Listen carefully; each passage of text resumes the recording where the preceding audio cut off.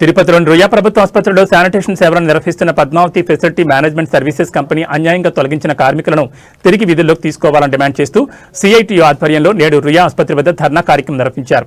ఈ ధర్నా కార్యక్రమాన్ని ఉద్దేశించి సిఐటియు జిల్లా ప్రధాన కార్యదర్శి టి సుబ్రహ్మణ్యం, జిల్లా అధ్యక్షులు ఎస్ జయచంద్ర, రుయా ఆసుపత్రి కాంట్రాక్ట్ కార్మికుల union working president K Venugopal, CITU నగర ప్రధాన కార్యదర్శి ఎన్ మాధవ్, నగర అధ్యక్షులు పి బుజ్జి తదితరులు ప్రసంగించారు. ఈ సందర్భంగా వారు మాట్లాడుతూ Padmavati facility management services company 2025 అక్టోబర్లో రుయా ఆసుపత్రిలో టెండర్ దక్కించుకున్న వెంటనే సంవత్సరాలుగా పనిచేస్తున్న కార్మికులను లక్ష్యంగా చేసుకుని అన్యాయ చర్యలకు పాల్పడిందన్నారు. దాదాపు 25 నుంచి 30 సంవత్సరాలుగా పనిచేస్తున్న కార్మికులను 50 సంవత్సరాలు పైబడిందన్న సాకుతో రుయా ఆసుపత్రిలో 48 మందిని, మెటర్నిటీ హాస్పిటల్లో 12 మందిని టెండర్ వచ్చిన కొద్ది రోజుల్లోనే విధుల నుంచి తొలగించడం తీవ్ర అన్యాయమని పేర్కొన్నారు. అన్యాయంగా తొలగించిన కార్మికుల్ని విధుల్లోకి, అన్యాయంగా తొలగించిన కార్మికుల్ని విధుల్లోకి, అన్యాయంగా తొలగించిన కార్మికుల్ని విధుల్లోకి. జిందాబాద్ జిందాబాద్ జిందాబాద్ జిందాబాద్ జిందాబాద్ జిందాబాద్. పద్మావతి కంపెనీ భాస్కర్ నాయుడు అన్యాయంగా తొలగించిన కార్మికులు వెంటనే విధుల్లోకి. పద్మావతి కాంట్రాక్టర్ అన్యాయంగా తొలగించిన కార్మికుల్ని విధుల్లోకి. నశించాలి పద్మావతి యాజమాన్యం మండి వైఖరి. పద్మావతి కంపెనీ యాజమాన్యం మండి వైఖరి. పద్మావతి కంపెనీ యాజమాన్యం మండి వైఖరి. కార్మికుల పట్ల పద్మావతి కంపెనీ యాజమాన్యం మండి వైఖరి. నశించాలి పద్మావతి కంపెనీ యాజమాన్యం మండి వైఖరి. నశించాలి పద్మావతి కంపెనీ యాజమాన్యం మండి వైఖరి. తొలగించిన కార్మికులు వెంటనే విధుల్లోకి. అన్యాయంగా తొలగించిన 50 మంది కార్మికులను వెంటనే విధుల్లోకి. అన్యాయంగా తొలగించిన 50 మంది కార్మికులు వెంటనే విధుల్లోకి. తొలగించిన కార్మికులను వెంటనే విధుల్లోకి తీసుకోవాలి.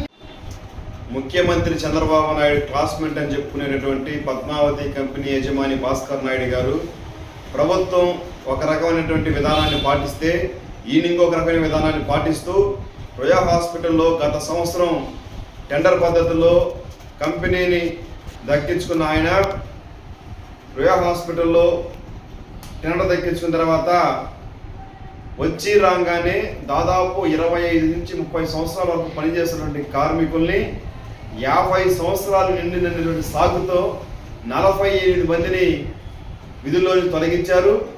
మెటర్నిటీ హాస్పిటల్లో 12 మందిని తొలగించారు. 60 మంది కార్మికుల కుటుంబాన్ని వీధుల్లోకి నెట్టి ఈరోజు నేను ముఖ్యమంత్రి చంద్రబాబు నాయుడు క్లాస్మేట్ అని చెప్పి గొప్పలు చెప్పుకుంటాం అనేది కనీసం నీకేమైనా ఇంగితం ఉంది అని చెప్పి రోజు మనం సిఐటిగా డిమాండ్ చేస్తాను. కార్మిక చట్టం ప్రకారం తొలగించుకున్న నిబంధనలు ఉన్నా ప్రభుత్వం ఒక పక్క 55 నుంచి 60-62 సంవత్సరాల వరకు ఉద్యోగ పదవి విరమణ వయసును పొడిగించుకుంటా పోతా ఉంటే ఈయన ఇక్కడికి వచ్చి 50 సంవత్సరాలు నిండిందని చెప్పి సాగుతో ఉద్యోగాలు తొలగించడం సరైన విధానం కాదు. రాయలసీమ జిల్లాలో 8 జిల్లాల్లో ఇదే రకంగా ఈయన కంపెనీ తగ్గించుకున్న ప్రతి చోటు ఇదే రకంగా 50 సంవత్సరాలు పైబడిన వాళ్ళందరినీ తొలగించడం జరిగింది. కార్మికులందరూ కూడా హైకోర్టును ఆశ్రయించారు. హైకోర్టు భాస్కర్ నాయుడికి మొటిక్కాయలేసి కార్మికులు తొలగించిన వాళ్ళందరినీ బేషరతుగా తిరిగి విధుల్లోకి తీసుకోవాలని చెప్పి తీర్పు ఇచ్చింది. ఆ తీర్పును సైతం లెక్క చేయకుండా ఈరోజు ఈయన చాలా మొండిగా వ్యవహరిస్తున్నాడు. ఈ విధానం సరైనది కాదని చెప్పి తెలియజేస్తాను. ఇప్పటికే రాయలసీమ జిల్లాలో ఆమరణ నిరాహార దీక్షలు ప్రారంభమైనాయి. తిరుపతిలో కూడా ఈరోజు నిరసన కార్యక్రమం ప్రారంభం చేశాం. ఈ పోరాటం రాబోయే రోజుల్లో మరింత ఉధృతంగా చేసే విధంగా ప్రభుత్వానికి అపకీర్తి తెచ్చే విధంగా చేయబాకని భాస్కర్ నాయుడు గారు తెలియజేస్తూ తొలగించిన వాళ్ళు వెంటనే విధులకు తీసుకోవాలి, లేదంటే జరిగే పరిణామాలకు తీవ్ర కార్యక్రమాలకి నువ్వే బాధ్యత వహించాల్సి వస్తుందని చెప్పి సిఐటి యూనియన్గా హెచ్చరిక తెలియజేస్తాను.